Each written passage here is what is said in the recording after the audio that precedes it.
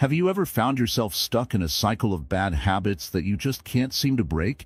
Do you feel like these habits are keeping you from becoming the best version of yourself, no matter how hard you try to change? What if I told you that these habits are not only affecting your present, but also your future happiness and peace of mind?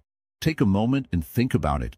How many times have you promised yourself to quit something, only to find yourself back at square one? It could be something small, like checking your phone every few minutes, or something bigger, like holding on to negative thoughts. These habits often feel like a comfort, but deep down, they hold us back from reaching our full potential.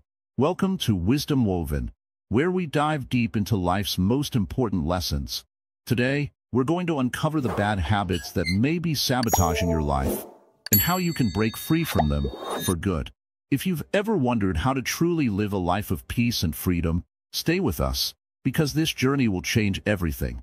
But before we begin, here's something important. There are so many views on this channel, but only 0.2% subscribe. So please, like, comment, share, and most importantly, subscribe to our channel. Your support helps us continue bringing you more wisdom and guidance, and we promise it's worth it. Bad habits don't just limit our potential, they shape our reality. They influence how we think, feel, and behave in ways that we may not even notice. But once we understand how these habits work, we can start to change them. Let's explore together how to break free from these chains and create a life filled with peace, joy, and true freedom. Are you ready to transform your life? Let's begin. The trap of negative thinking. In life, there is a quiet voice that speaks constantly. This voice is negative thinking. It whispers doubts, worries, and fears into our minds. It tells us that we are not good enough, that we cannot succeed, or that we are too weak to face the challenges ahead. But what if I told you that this voice is not the truth? What if it is nothing more than an illusion, a cloud in the sky that will pass if we only learn to see it for what it is? Negative thinking is one of the most destructive habits we carry. It doesn't just affect our emotions in the moment, but it shapes the way we view the world and ourselves. It can make us believe that we are powerless, that everything is out of our control, and that happiness is just a distant dream. But this is far from the truth. In Buddhism, there is a teaching known as dukkha, which refers to the inherent suffering in life. This suffering is not caused by external circumstances alone, but by the way we react to them. Our negative thoughts are often the root cause of much of this suffering. We let our minds run wild with worry, regret, and fear, and as a result, we experience mental and emotional pain. The first step to breaking free from negative thinking is to become aware of it. Often, we are unaware of how much negativity we carry with us throughout the day. We might be stuck in a pattern of self-criticism or constantly fearing the future. We might replay past mistakes in our minds over and over again. This constant mental chatter wears us down, making it hard to see the beauty and peace that is available to us in the present moment. Buddha taught that our minds are like a garden. If we allow negative thoughts to take root, they will grow and spread, choking out the seeds of peace, happiness, and clarity. But if we tend to our minds with care, pulling out the weeds of negativity and planting seeds of positive thoughts, we can transform our inner world. It may seem difficult at first to change our thinking patterns, but remember, it is not the negative thought itself that causes us suffering. It is our attachment to it. When a negative thought arises, we often cling to it, believing it is true. But in reality, thoughts are like clouds in the sky. They come and go. By learning not to attach ourselves to them, we can find peace even in the midst of negative thinking. One powerful technique in Buddhism to deal with negative thoughts is mindfulness. Mindfulness is the practice of observing our thoughts without judgment. When a negative thought arises, we can simply acknowledge it without getting caught up in it. We might say to ourselves, this is just a thought. It does not define me. By observing our thoughts in this way, we begin to loosen their grip on us. We stop identifying with them, and they lose their power. Another method to overcome negative thinking is to practice compassion. Compassion, both for ourselves and for others, is a key part of Buddhist practice. When we criticize ourselves, we are often acting from a place of fear or insecurity. But when we approach ourselves with kindness, we can begin to heal the wounds caused by negative thinking. If a friend came to us with a problem, We wouldn't call them names or tell them they were hopeless. Instead, we would offer support and encouragement. We must learn to do the same for ourselves. Remember, it is not about eliminating negative thoughts completely, but about changing our relationship with them. Just as we cannot control the weather, we cannot control every thought that enters our mind. But we can choose how we respond to those thoughts. Instead of letting them control us, we can choose to let them pass without attaching ourselves to them.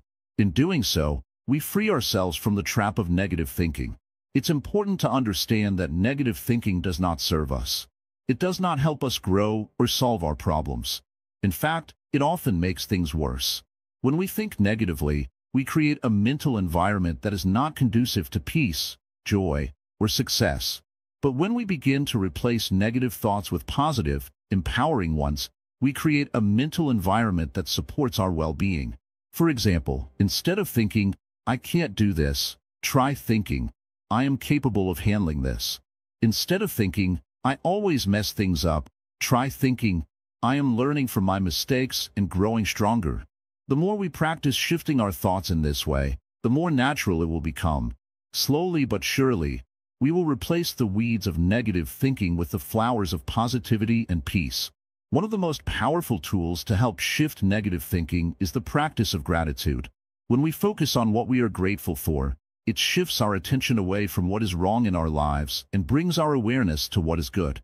Gratitude opens our hearts and minds, allowing us to see the beauty and blessings around us, even in the most challenging situations.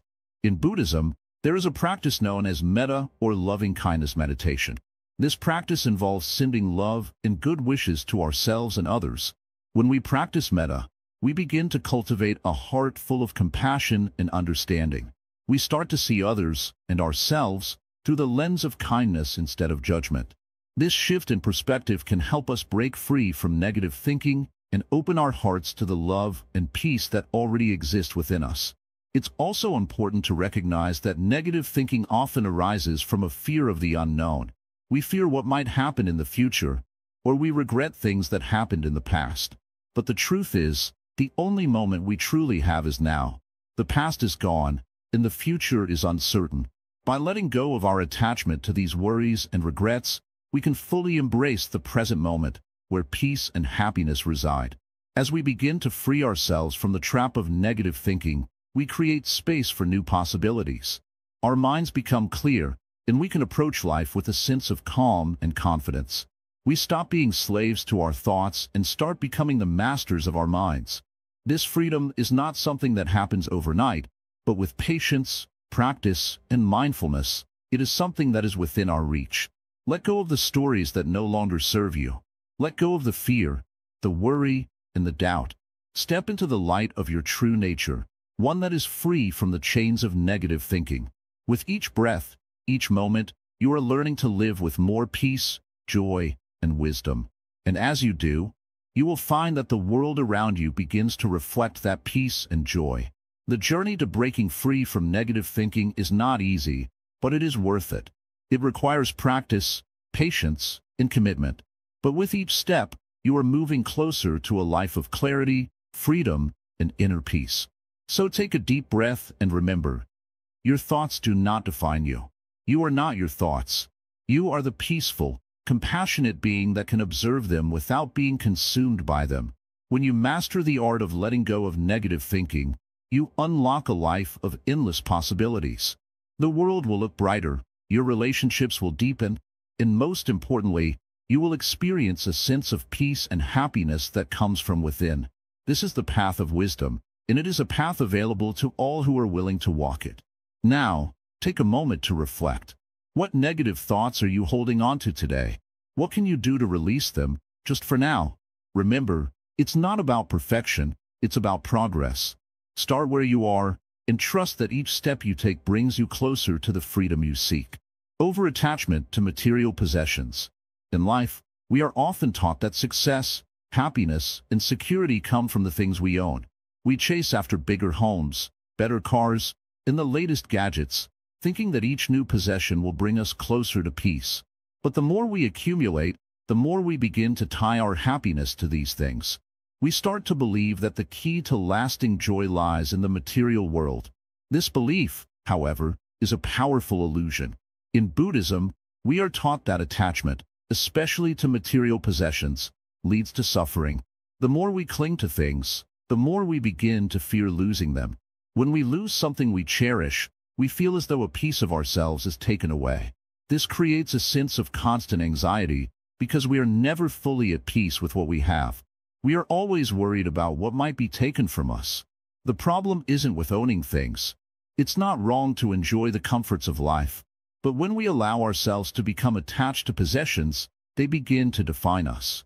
We believe that the worth of our lives is measured by what we have. This attachment blinds us to the truth. True contentment comes not from what we own, but from how we live and how we perceive the world. Imagine a simple piece of clothing, a favorite shirt, perhaps. It may be well-worn, comfortable, and bring you a sense of familiarity and ease. But if you are constantly worried about it getting stained, torn, or lost, your peace is disrupted. The shirt itself is not the problem. Your attachment to it is. The fear of losing it causes stress. The same goes for everything we hold dear in life. Buddha taught that the root of suffering is desire and attachment. The desire for more leads us to constantly chase after things, always thinking that the next possession will complete us. But no possession, no matter how great, will ever truly fulfill the emptiness we feel inside. When we cling to material things, we are grasping at fleeting shadows. These possessions can bring temporary joy, but they cannot bring lasting peace. This is not to say that we should give up all our belongings and live as monks. Instead, we must understand the impermanence of material things. We must learn to appreciate what we have without becoming attached to it.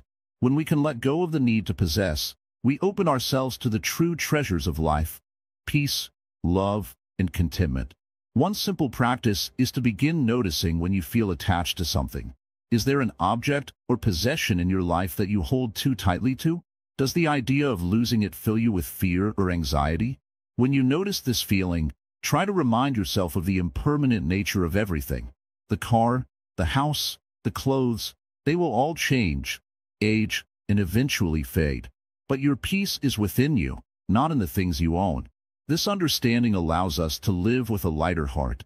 When we stop measuring our worth by our possessions, we can begin to truly appreciate what we have without becoming consumed by it.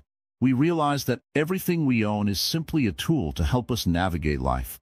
The more we release our attachment, the more we create space for gratitude, joy, and contentment to enter our lives. To practice this, we can start by simplifying. Look around your space, whether it's your home, your office, or your digital world. Do you have things that you don't truly need, or that you are holding on to out of habit or fear of loss? Perhaps it's time to let go. In letting go, you free yourself from the constant need to hold on, and you make room for the things that truly matter: kindness, mindfulness, and peace. At first, letting go might feel unsettling. It's natural to feel the urge to hold tightly to what we know. But remember, true freedom comes when we stop clinging. When we let go of attachments, we stop defining ourselves by what we own. We start to recognize that we are not our possessions. We are the awareness that observes them. Letting go doesn't mean we stop enjoying the things we have. It simply means we appreciate them without letting them control us. When we can live with this mindset, we find that the things we own no longer own us. We can live in the present moment, enjoying what we have without the fear of losing it. We can be grateful for what we possess, but we don't need them to complete us. This shift in perspective can be transformative. Instead of constantly striving for more, we begin to focus on what we already have. We shift from a mindset of scarcity to one of abundance. We realize that everything we need for happiness is already within us. Material possessions are simply temporary companions on our journey, but they are not the source of our happiness. As you move through life, remember to practice non-attachment. Notice when your mind begins to cling to things, whether it's your phone, your car, or your reputation. Recognize that these things are impermanent. They do not define you. When you can embrace this, you will find that your mind becomes freer, your heart lighter, and your life richer in ways that no possession could ever bring. In conclusion, material possessions are not inherently bad. They can bring comfort and convenience. However, when we become attached to them, we create unnecessary suffering for ourselves. The key is to enjoy life's blessings without letting them control us. When we learn to let go of attachment, we open the door to a deeper, more meaningful peace. One that is not dependent on external circumstances, but rooted in the inner understanding that true happiness comes from within. So, take a moment today to reflect on your attachments. What possessions, habits, or desires are you holding on to too tightly? Are they bringing you peace, or are they creating stress and anxiety? Through mindful awareness and gentle release, you can begin to free yourself from these attachments, allowing you to live a life filled with true contentment and lasting peace. The illusion of control. In the world we live in, there's a quiet, yet powerful belief that holds many of us captive. The belief that we can control everything around us. It starts with the small things, like trying to control the weather, your friends' moods, or even how others perceive you. Over time, this belief grows stronger, and we start to feel like we must control every situation to feel secure. But the truth is, control is just an illusion. When you wake up in the morning, you might already start planning your day, thinking you can dictate everything that will happen. You try to control your environment, your interactions, even the people around you.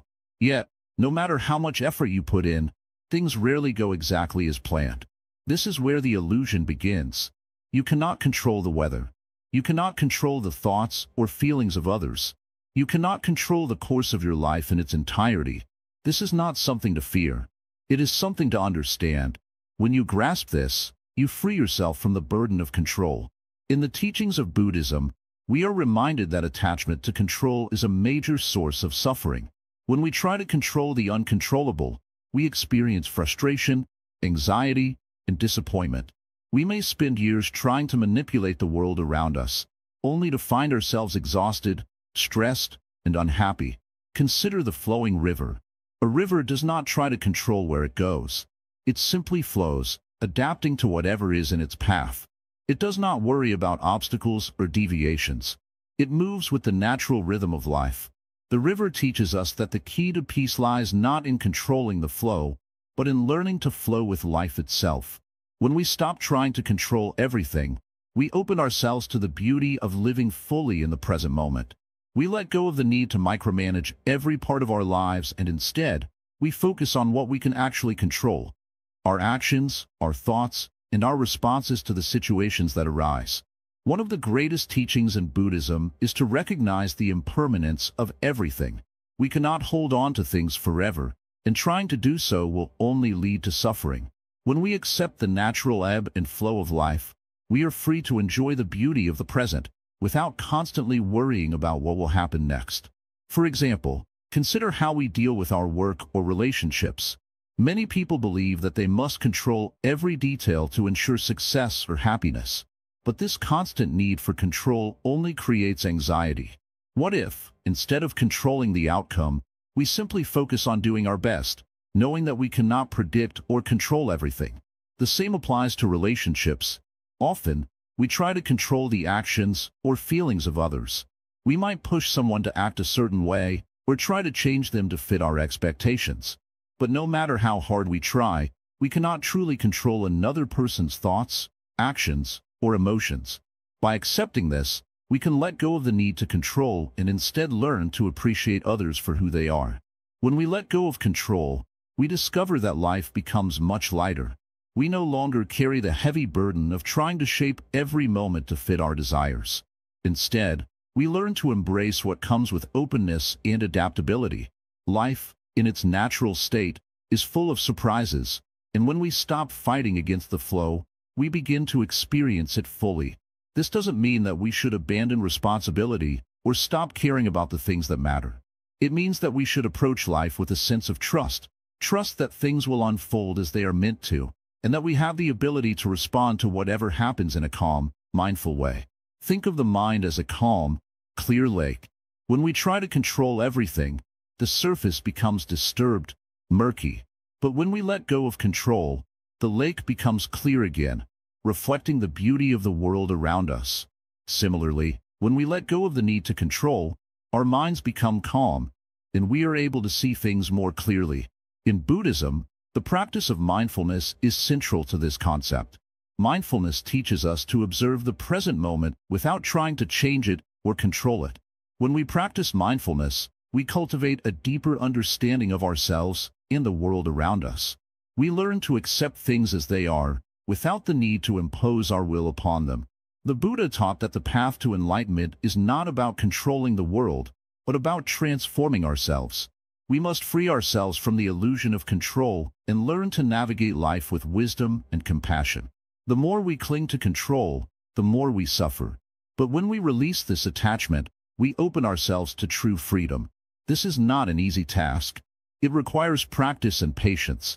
But as we begin to let go of our need to control, we start to feel a sense of peace and ease that we may not have known before. The more we practice, the more natural it becomes to live without clinging to control. In everyday life, this could look like choosing to accept things as they are instead of trying to change them.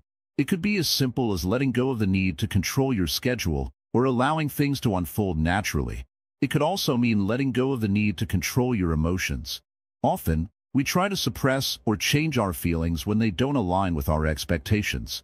But feelings, like everything else, come and go. When we stop trying to control them, we can experience them fully and let them pass without being overwhelmed by them. As we walk the path of life, remember that you cannot control the wind or the rain, but you can adjust your sails. Instead of struggling to control everything, focus on cultivating peace, wisdom, and compassion. In doing so, you will find that the more you let go, the more you gain. This is the true nature of freedom, the freedom that comes not from control, but from the ability to live with ease in a world full of uncertainty. When we stop trying to force life into a shape that fits our desires, we allow ourselves to experience the richness of life just as it is. Let go of control, and in doing so, discover a life of peace, acceptance, and wisdom. The river does not fight against the rocks. It simply flows, and so can you. Procrastination, the silent dream stealer. Procrastination is a quiet thief. It doesn't announce its arrival with loud noise. No, it creeps into your life, stealing moments and opportunities without you even noticing. You tell yourself, "I'll do it tomorrow," or "I'll start when I feel more motivated." But tomorrow never truly arrives, and that feeling of motivation remains elusive. In life, we are all given a certain amount of time. We don't know how much, and we don't know when it will run out.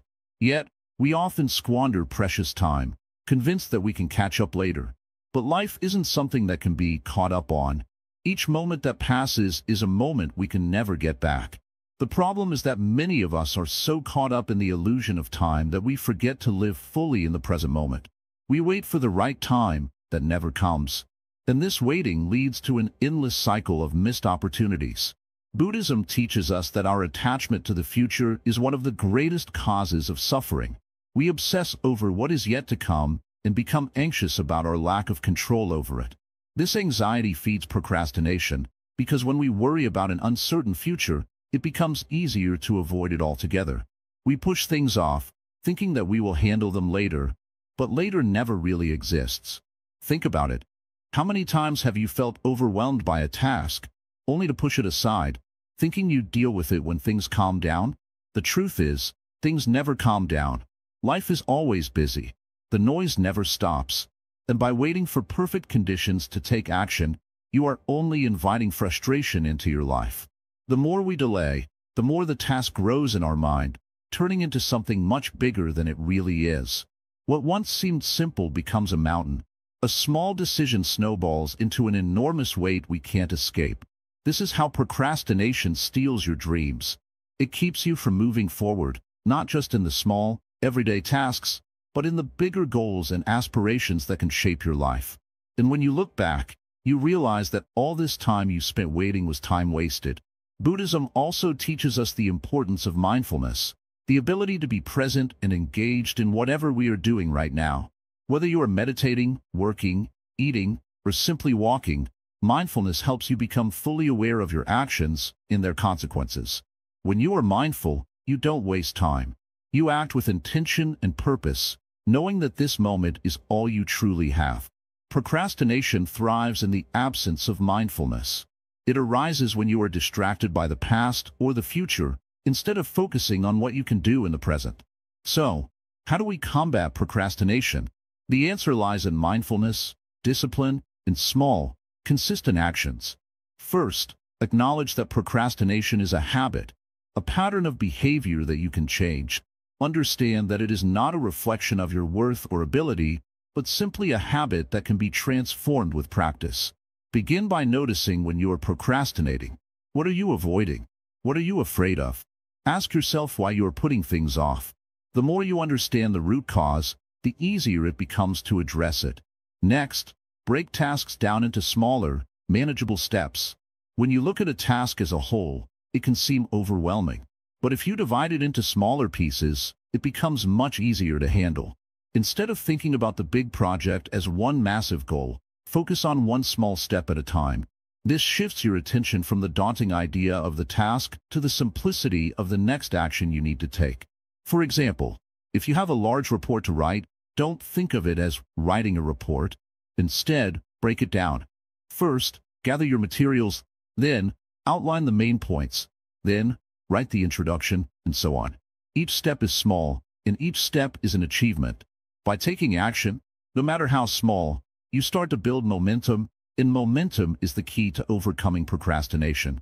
Another way to overcome procrastination is to practice self-discipline. Discipline doesn't mean being harsh on yourself, but it does mean being kind yet firm in your commitment to yourself. It's about making a promise and keeping it. When you commit to doing something, follow through, even if you don't feel like it.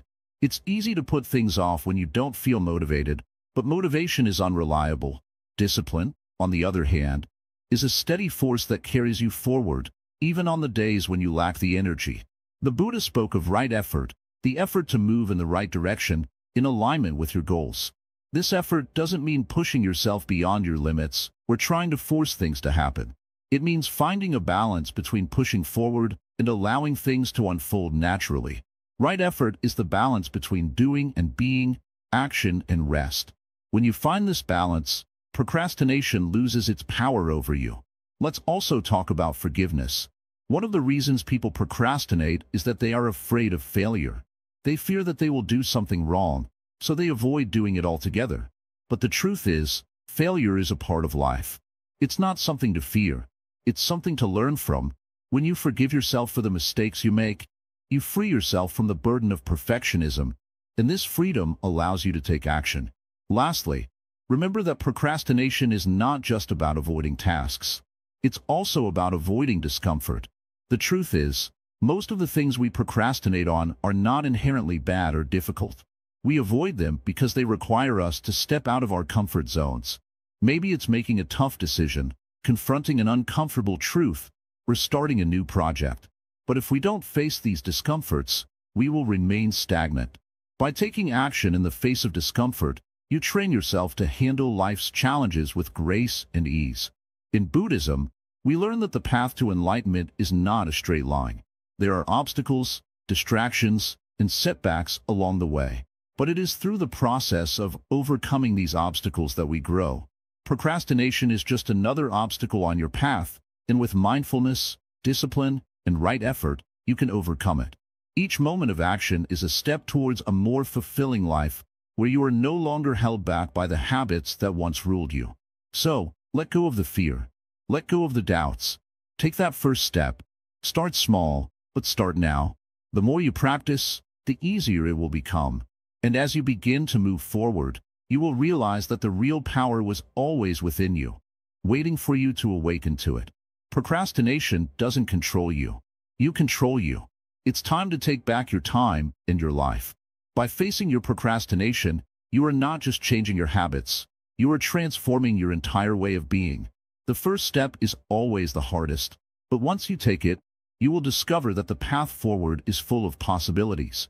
And each step you take in the present moment brings you closer to the future you desire.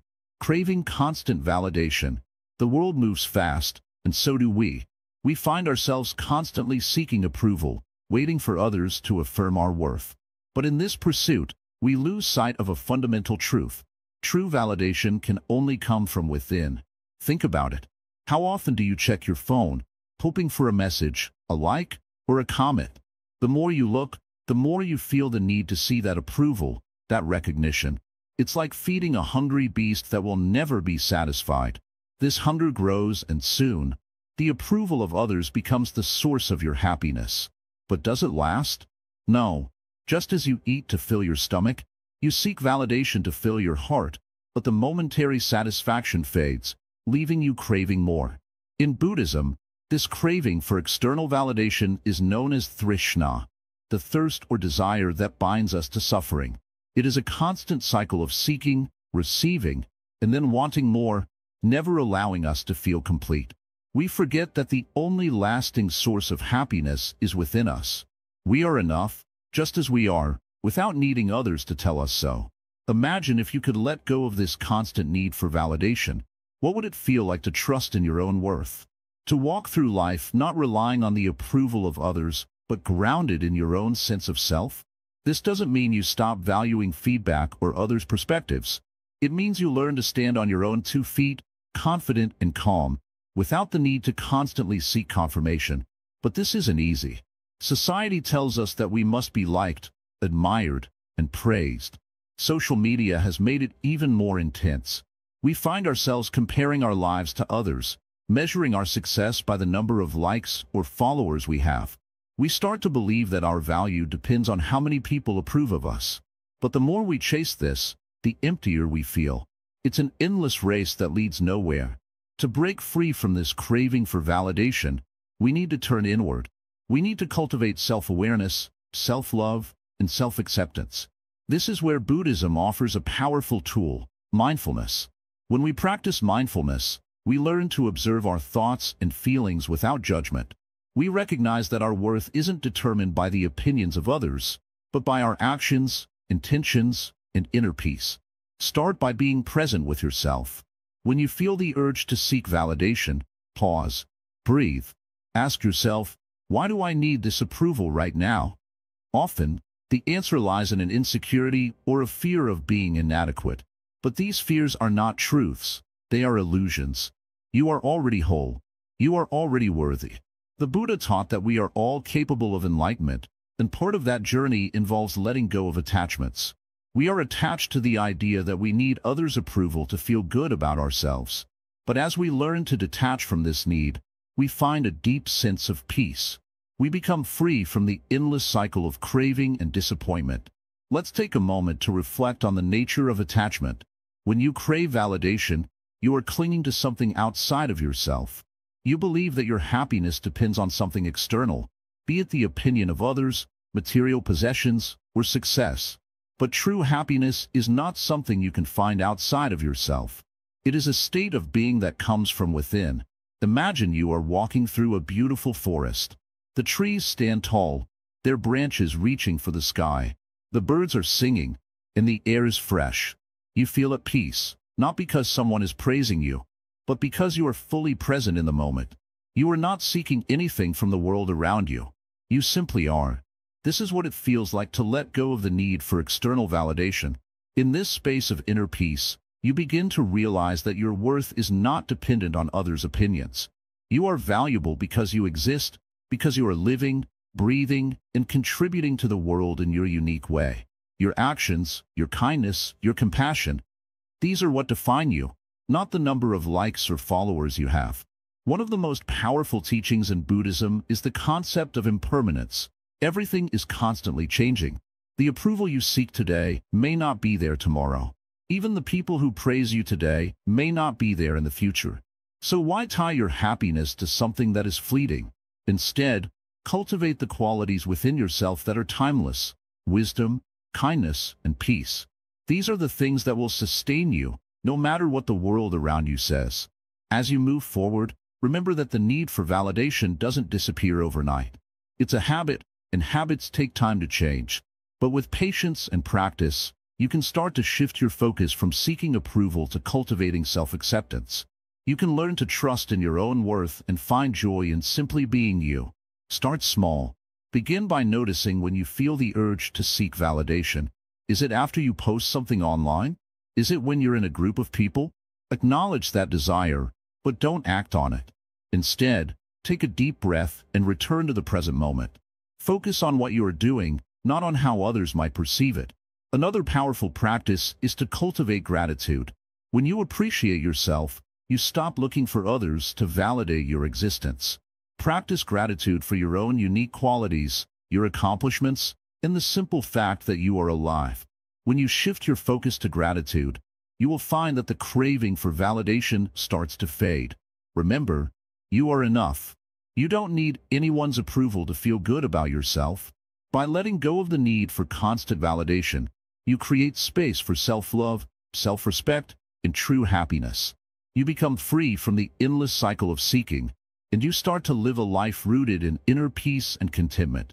So, the next time you find yourself seeking approval, pause and reflect. Ask yourself, do I need this to feel whole? Or can I trust in my own worth? The more you practice this, the easier it becomes. And over time, you will find that you no longer need validation from others to feel good about yourself. Instead, you will be able to stand tall, confident in who you are, and at peace with yourself. Let go of the craving for validation, and find the peace and freedom that come from trusting in your own worth. The journey to self-acceptance is not always easy, but it is always worth it. It is a path that leads to true happiness, one that comes from within. Ignoring the present moment. Imagine walking through a beautiful forest. The air is crisp, the sunlight filters through the trees, and the scent of pine fills your senses. But instead of enjoying the beauty around you, you're lost in your thoughts, thinking about a meeting you had yesterday, or worrying about something that might happen tomorrow. You miss all the sights and sounds, the peace that could have filled your heart. This is what happens when we ignore the present moment. In our fast-paced world, we are often so busy thinking about the past or the future that we forget to live in the now. We allow our minds to wander endlessly, skipping from one thought to another, as if we are constantly running away from the present. But what if I told you that the present moment is the only place where life truly happens? Buddhism teaches us that the present moment is the key to understanding and peace. The past is already gone, and the future has not yet arrived. All we have is now. The more we ignore the present, the more we miss the opportunity to experience life as it truly is. It's like being given a gift and not opening it because you're too busy looking at the wrapping paper or imagining what might be inside. You miss the joy of the gift itself. When we live in the past, we dwell on regrets, mistakes, and missed opportunities. These thoughts can hold us hostage, making us feel as though we're stuck in a time that no longer exists. We may find ourselves saying, if only I had done things differently, or I wish I could go back and change that moment. But no matter how much we think about it, the past is unchangeable. It is like trying to fill a glass with water from an empty well. On the other hand, when we focus too much on the future, we create anxiety. We worry about what might happen, about things we have no control over. Thoughts like, what if I fail? Or what if things don't work out? Fill our minds with fear and uncertainty. The future is an unknown, and the more we try to control it, the more we realize that we are powerless over what is not yet come. The present moment is like the ground beneath your feet. It is stable, solid, and ever-present. It doesn't matter how much we run from it, or how much we try to avoid it. The moment is always here, waiting for us to notice. The key to inner peace lies in our ability to embrace it. When we are fully present, we are no longer caught up in the thoughts of the past or future. We become free to experience life in its fullness, to find joy in the smallest things, and to connect with the world around us in a meaningful way. So, how do we begin to live in the present moment? The first step is to become aware of our thoughts. Begin by noticing when your mind drifts away from the present. Are you thinking about something that happened yesterday? Are you worrying about what might happen tomorrow? As soon as you catch yourself, gently bring your focus back to the present. You don't need to judge yourself for thinking about the past or future. Simply acknowledge it and return to what's in front of you. One simple way to practice mindfulness is through deep breathing. When you take a deep breath, you reconnect with the present moment. Feel the air entering your body.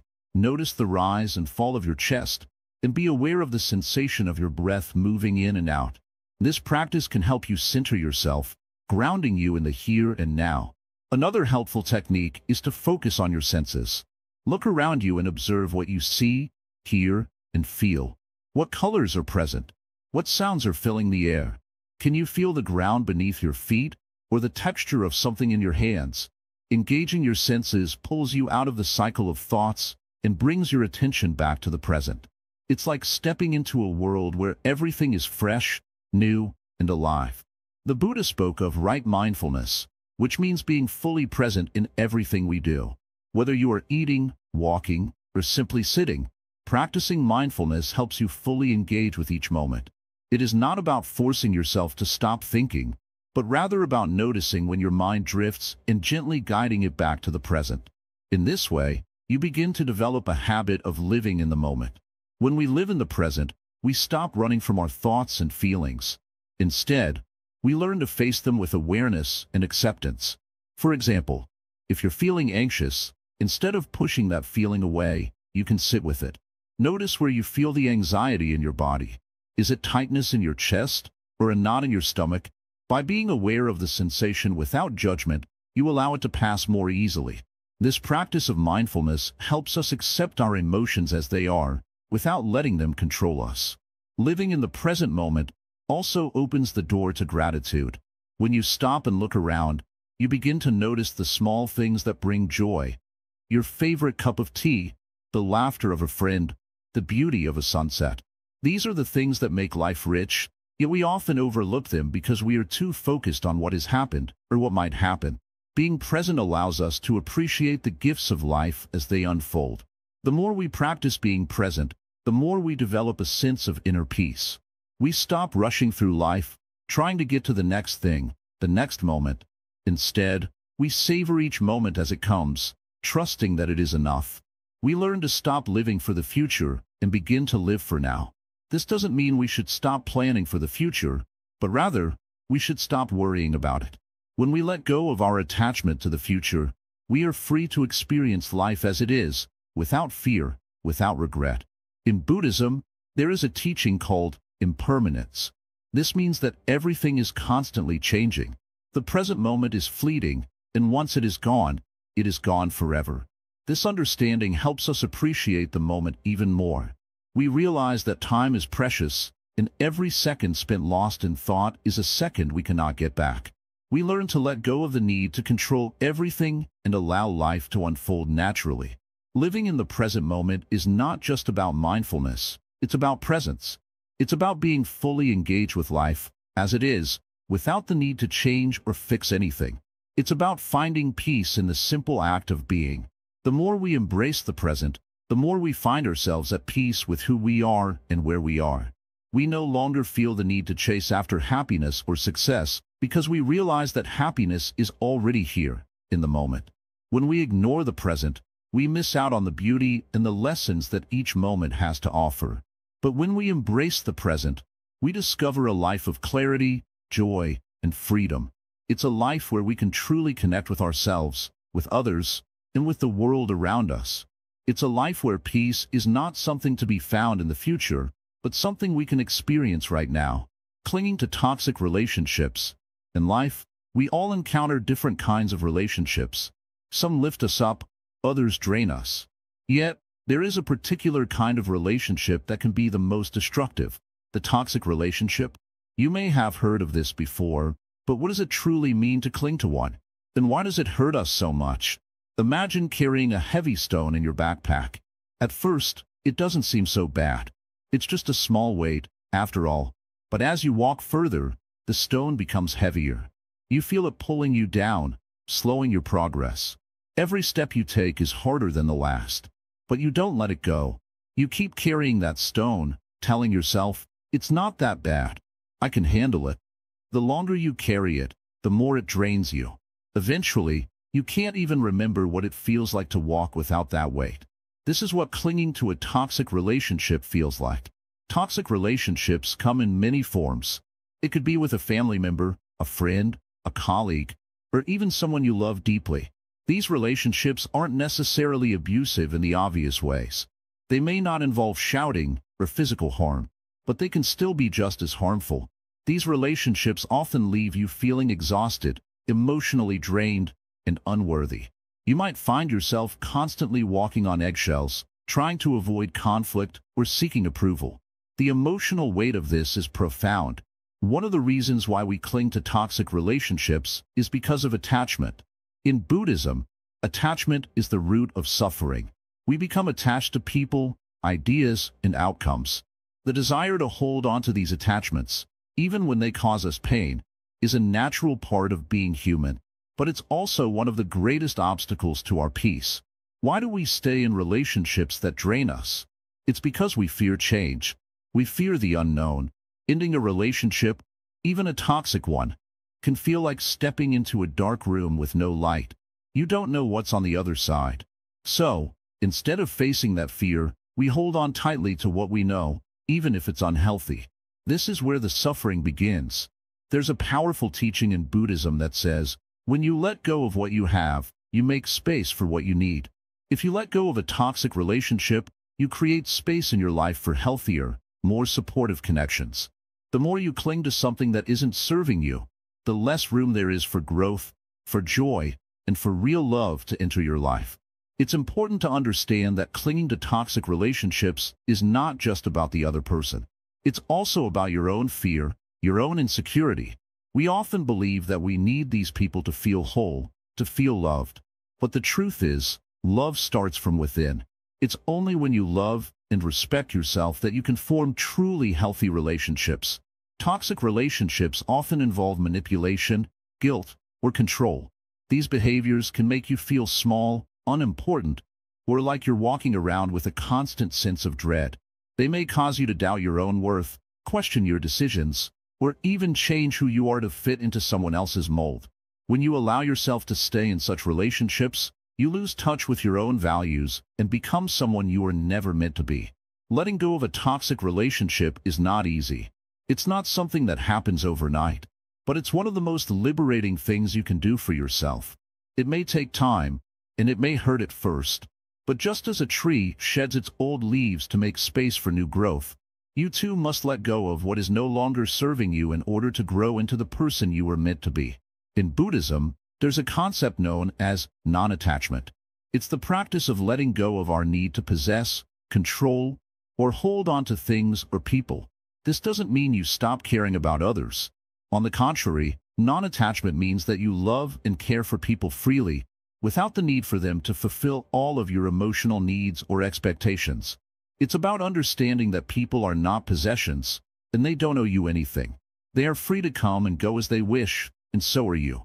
When you stop clinging to toxic relationships, you make room for healthier connections to flourish. You become more aware of the people who truly bring you peace, joy, and support. You'll start to recognize the difference between love and dependence, between support and control. And you'll realize that you don't need anyone to complete you. You are already whole. In order to break free from the cycle of toxic relationships, it's essential to first understand your own needs. What do you need in a relationship? Respect? Compassion? Trust? A sense of security? Once you know what you truly need, it becomes easier to spot relationships that aren't serving you. When you understand your own worth, you won't settle for anything less than what you deserve. You don't have to remain in a toxic relationship out of guilt, obligation, or fear. It's okay to say no to people who harm you. It's okay to walk away from relationships that make you feel less than you are. Your peace is more important than the comfort of clinging to something that isn't right for you. And remember, by letting go of toxic relationships, you are also making a statement to yourself. You deserve better. You deserve relationships that lift you up, that inspire you, that help you grow. You are worthy of love, kindness, and respect. Letting go is an act of self-love. If you find yourself clinging to a toxic relationship, take a moment to reflect. Ask yourself, why am I holding on to this? What do I fear will happen if I let go? Often, the fear of loneliness or the fear of being alone is what keeps us in unhealthy situations. But the truth is, you are never alone. You have yourself, and that is more than enough. By freeing yourself from toxic relationships, you open up space for healthier, more fulfilling connections to enter your life. Relationships that bring you peace, joy, and growth. Relationships that encourage you to be the best version of yourself. So, if you are holding on to a relationship that feels heavy, ask yourself this. Can I let go of this weight? Can I release this stone from my backpack and walk freely again? It may be difficult at first, but trust that once you do, the freedom and peace that follow will make it worth it. Let go. Allow yourself to be free. And remember, by releasing what no longer serves you, you make room for what is truly meant for you. The weight of resentment and grudges. Resentment is like carrying a heavy stone in your heart. The longer you hold on to it, the more it weighs you down. Many people believe that holding a grudge is a way to protect themselves from being hurt again. But in truth, it is not the person who harmed you that suffers. It is you who feels the pain. Resentment eats away at your peace, your joy, and your ability to move forward. Think about this. Have you ever spent hours or even days replaying a moment of anger in your mind? Did it make the situation better? Or did it only make you feel worse, as though you were trapped in a cycle of bitterness? Buddhism teaches us that clinging to resentment is like drinking poison and expecting the other person to suffer. Let us consider an example. Imagine you are carrying a backpack. Each time someone offends or hurts you, you add a stone to the back. Over time, the weight becomes unbearable, but you refuse to put it down. Why? Because you feel that holding on to those stones somehow gives you power or control. But the truth is, the only way to free yourself is to let go of the bag entirely. When you hold on to resentment, you are tied to the past. The pain, the betrayal, the anger. They keep you stuck in moments that no longer exist. Life is constantly moving, flowing like a river. But when you cling to grudges, it is as though you are trying to freeze that river in place. This creates suffering, for you are resisting the natural flow of life. Buddhism offers a powerful antidote to resentment: forgiveness. Forgiveness does not mean that you accept or condone the wrong that was done. It simply means that you choose to let go of the pain and anger. Forgiveness is a gift you give to yourself, not to the person who hurt you. It is a way to set yourself free from the prison of resentment. Meditation can help with this. When you sit quietly and observe your thoughts, you begin to see how much of your mental energy is consumed by grudges. You may notice that these thoughts arise again and again, pulling you into old stories and emotions. But through mindfulness, you can learn to acknowledge these thoughts without becoming entangled in them. A Zen story tells of two monks who were traveling together. At one point, they came to a river with a strong current. A young woman was standing there, unable to cross. One of the monks kindly offered to carry her on his back and helped her to the other side. The woman thanked him and went on her way. The other monk, however, was fuming. Hours later, he burst out, "How could you carry that woman? We are monks and should not touch women."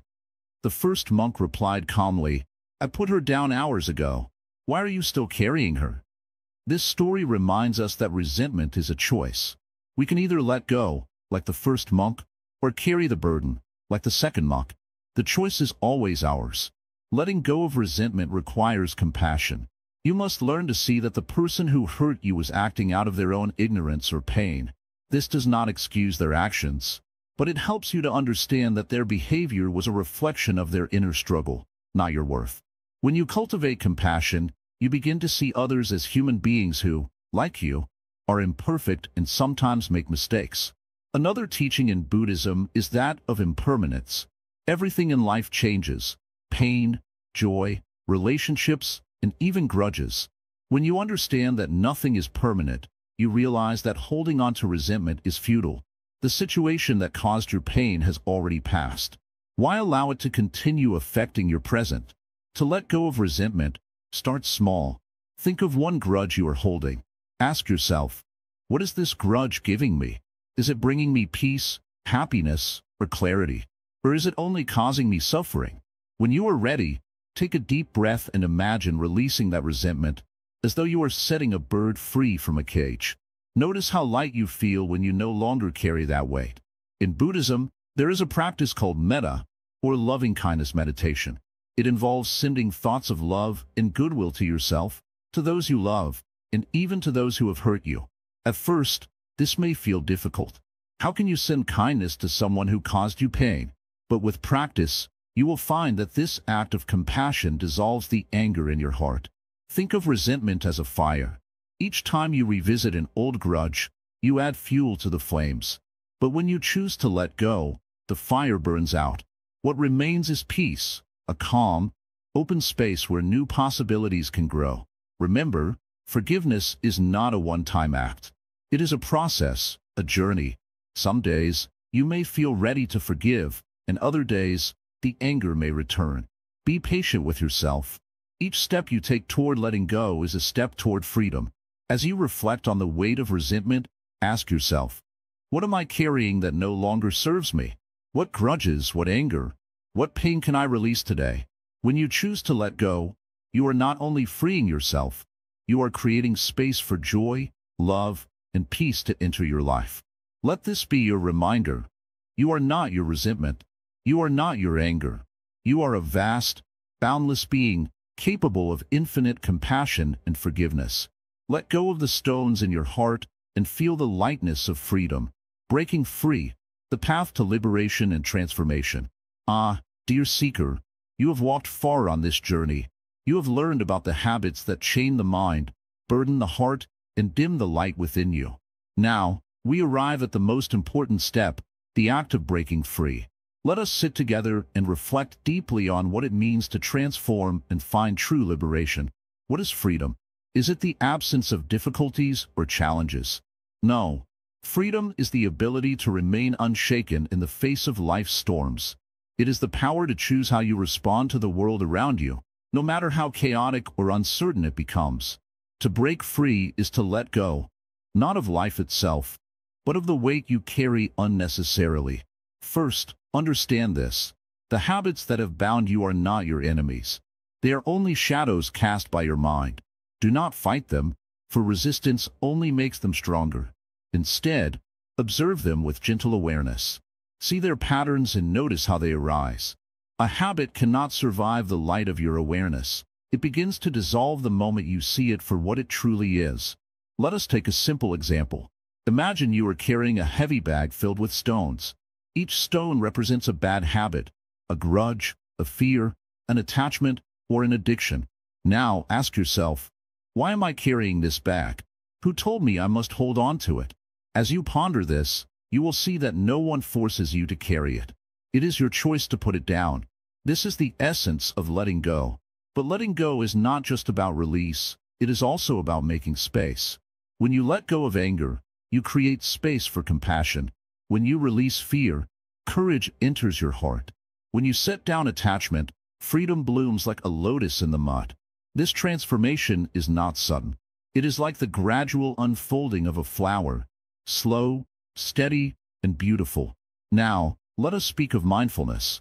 To transform your life, you must live in the present moment. The past is gone. The future has not yet arrived. Clinging to either is like chasing shadows.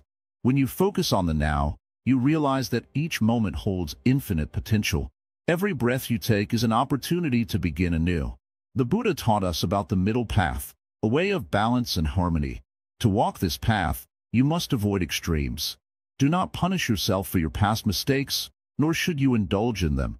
Instead, meet yourself where you are, with kindness and understanding. Transformation begins with acceptance. Remember, transformation is not about perfection. Even the greatest masters falter, for to be human is to be imperfect. Do not aim to eliminate every bad habit all at once. Instead, focus on one step at a time. Each small victory builds momentum, like drops of water filling a jar. Over time, the jar overflows with change. Forgiveness is another key to liberation. Forgive yourself for the times you stumbled. Forgive others for the harm they may have caused you. Carrying resentment is like drinking poison and expecting someone else to suffer. Release it, and you will feel lighter than ever before. Gratitude is the final jewel on this path.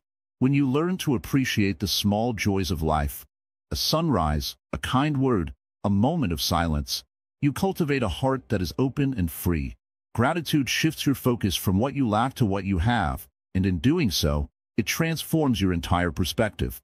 But before we end, let me remind you of something. Transformation is not the end of the journey. It is only the beginning. Each day brings new challenges and opportunities. The habits you leave behind may try to return, but do not fear this. Instead, welcome each challenge as a teacher. The more you practice awareness and mindfulness, the stronger you become. Now, my dear friend, I ask you this. Are you ready to step into the light of your true self? Are you ready to break free from the chains that hold you back? If your answer is yes, then know that you already possess everything you need. The path is within you. And as we part ways, let me share one final thought. There are so many views on this channel, but only 0.2% subscribe. If you found even a single spark of wisdom in this journey, please like, comment, share, and subscribe to Wisdom Woven. Your support allows this light to reach others who may need it. Walk your path with courage and grace.